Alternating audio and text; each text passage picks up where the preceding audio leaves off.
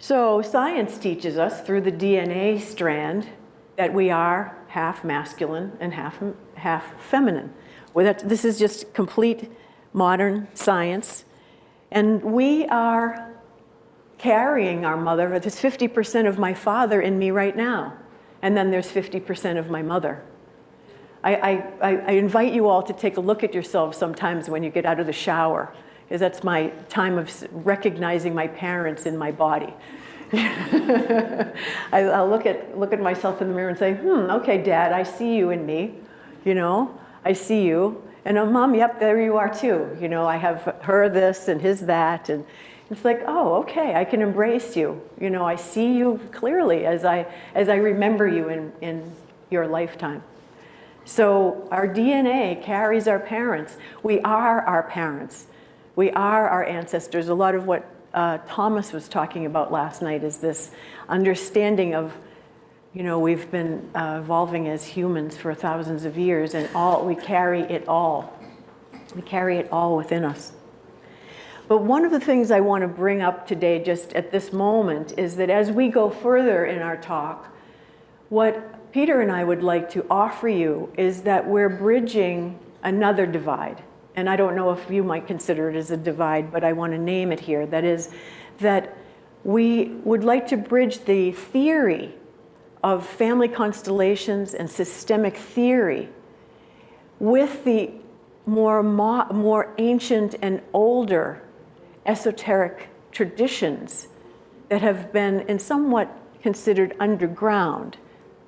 So we would like to bring that forward as we talk about the soul, and as we talk about the other ways that we see the masculine and feminine. So here we have the yin-yang symbol that many of you are already very familiar with. So the symbol itself is a symbol of the whole. Wu Ji is the whole. So it's divided in the Taijitu, which is the name of the Chinese name for the yin-yang symbol.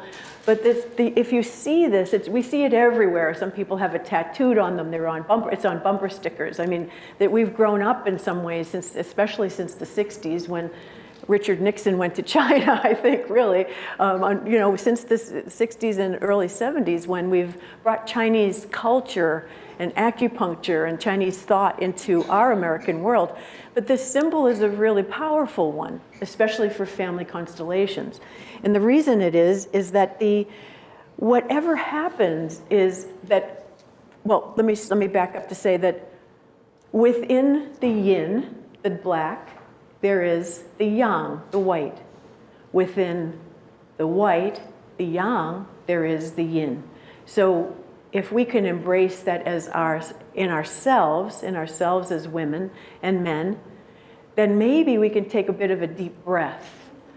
We can start to say, okay, so how does my masculine play out in the world? How is my masculine beneficial to the world? How is his feminine beneficial to the world? What can you give us from your feminine, the men here in the world, in this room? What can the women give us? What does your masculine and dynamic side have to offer?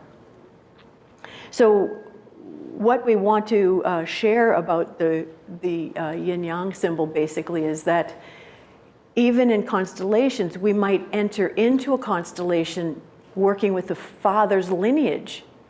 But we might walk into the father's lineage and realize that the issue is actually with the father's mother or the father's grandmother, right? Or the father's sister or the father's former wife. So we want to make sure that you're understanding how we see so it doesn't seem to be too foreign, but rather natural. We're kind of breaking it down so it becomes natural.